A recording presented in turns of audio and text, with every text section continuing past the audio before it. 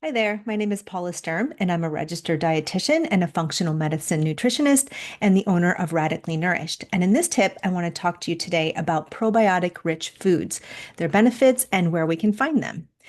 So, what are probiotic rich foods? They are foods that contain live beneficial bacteria that support our gut microbiome. And I'm sure you've heard me in other videos. And if you haven't, I have other videos and other resources on my website talking about the microbiome.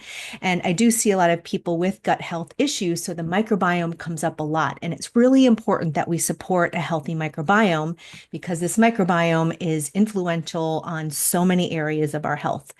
So these foods actually provide these microbes in these foods help support that microbiome. And so these foods are naturally fermented and they have these microorganisms that really do help promote our digestive health and our overall health. So, what are some of the benefits of probiotic foods? As I mentioned, gut health is a big one. So, probiotics help maintain a balanced microbiome. They help support digestion. They help with nutrient absorption and regularity. And they may help alleviate symptoms of bloating, gas, and constipation.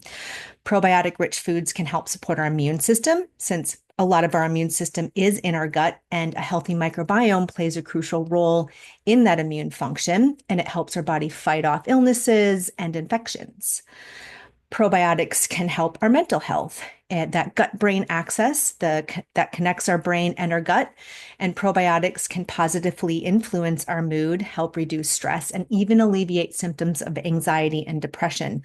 So if we have any mental health concerns, it's a great idea to support a healthy gut microbiome. Skin health. So, probiotic rich foods can help support our skin. Probiotics may improve skin conditions like eczema and acne by reducing inflammation and balancing the skin's microbiome. So, we don't only have a microbiome in our gut, we also have a microbiome in our lungs, in our sinuses, and on our skin, among other places. And these probiotic rich foods enhance nutrient production, actually making nutrients. Probiotic rich bacteria help produce things like vitamin B12 and K2 and improve calcium absorption for bone health. So there's a lot of benefits we can get from a healthy microbiome. So that's why we want to include foods that are rich in probiotics. So what are some examples of probiotic rich foods? You might already know some, like yogurt. You want to make sure when you're looking for yogurt to choose an unsweetened variety. You want to make sure it has live active cultures for maximum benefits. And yogurt can be great for breakfast and snacks. Kefir, which is a tangy, drinkable fermented milk or a water-based product that is loaded with probiotics. Sauerkraut, which is a fermented cabbage. There's also other krauts that are made from beets and other things as well, but cabbage is the most common. So it's rich in probiotics and fiber's needed to help those probiotics survive. And you can add sauerkraut as a side dish or on sandwiches or in a salad, and a little goes a long way. So sometimes we think that if it's good, more is better. Not always the case. You really might only need a tablespoon of a sauerkraut a day to get the benefits from those probiotics. Other examples would be kimchi, which is a spicy Korean side dish made of fermented vegetables, and it's great with rice and other salads and other side dishes and meats and things. Miso, which is a fermented soybean paste, most commonly used in a soup, but you can use it in marinades or top some salmon with it. Can be used in dressings as well. Kombucha, which is a fermented tea drink, very refreshing, lots of different flavors, very common right now. So there's a lot of brands, but you can try some kombucha and you probably don't need to drink a whole bottle. Again, just a little is good. A quarter of a bottle, maybe a half a bottle. And then tempeh, which is a fermented soybean product, and it's high in protein. So it's great for using in stir fries or on salads as a great vegetarian option to get your protein and probiotics. So, here are some ways that you can incorporate probiotic rich foods into your meals. You can add either a yogurt or a kefir to smoothies, or as a base for breakfast bowls.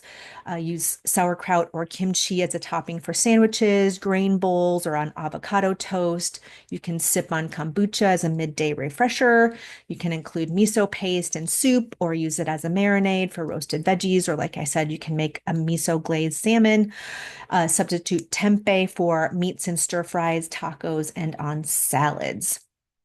And here's some tips for getting the most out of your probiotics, and especially in foods. You want to start small. So if you're new to probiotic rich foods or any type of probiotic, you don't want to go all gangbusters. Again, a little is good, and you don't need a lot all the time. And if you're not used to having these things in, if you start adding them in too quickly, you might get some digestive discomfort. So start slow, add small amounts to avoid that discomfort. You want to pair your probiotic rich foods with prebiotic rich foods. And prebiotics are things like onions and garlic, bananas. There's many other different prebiotic rich foods, but these prebiotic rich foods feed the good bacteria. So they feed those probiotics to enhance their effectiveness and help populate your good microbiome in your gut. Make sure to check your labels, ensure that products contain live and active cultures, and avoid pasteurized versions that kill beneficial bacteria. And then stay consistent. Regular intake of probiotic-rich foods is key to maintaining a healthy gut. And just a little note of caution. Some people with histamine issues or severe GI imbalances may not fare well on probiotic-rich foods. They may experience either some upper respiratory issues or rashes or headaches or migraines, gas, or even severe constipation. So if you notice any of these issues after eating fermented foods, it's wise to investigate what might be going on underneath it. So I hope you found this tip helpful.